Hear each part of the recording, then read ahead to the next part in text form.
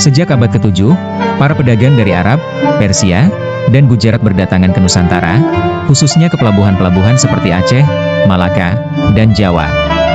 Dengan membawa barang dagangan, mereka juga membawa ajaran Islam. Bahkan, banyak dari mereka yang menikah dengan penduduk setempat dan mendirikan komunitas Muslim. Perlahan, ajaran Islam pun mulai menyebar di tengah masyarakat. Masyarakat Nusantara tertarik dengan ajaran Islam yang damai, menghargai keberagaman, dan memberikan pencerahan spiritual. Mereka menemukan bahwa Islam mengajarkan kedamaian, keadilan, dan kesejahteraan sosial. Para ulama dan dai memainkan peran penting dalam menyebarkan dakwah Islam dengan cara yang penuh kasih dan kebijaksanaan. Perkembangan Islam mencapai puncaknya ketika kerajaan-kerajaan Islam mulai berdiri, seperti Samudra Pasai, Demak, dan Mataram Islam.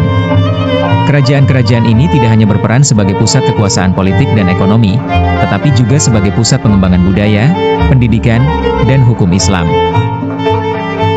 Pesantren-pesantren menjadi pusat pendidikan dan ilmu pengetahuan yang melahirkan banyak ulama besar. Di era ini, aksara Jawi berkembang pesat sebagai sarana menulis agama dan ilmu pengetahuan.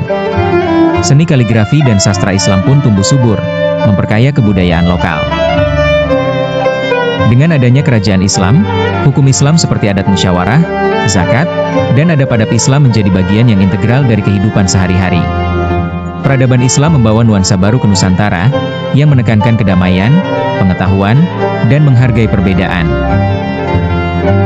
Dampaknya terasa hingga kini, Islam menjadi agama mayoritas yang menyebar ke seluruh pelosok Indonesia dan mengakar dalam kebudayaan serta sejarah bangsa kita.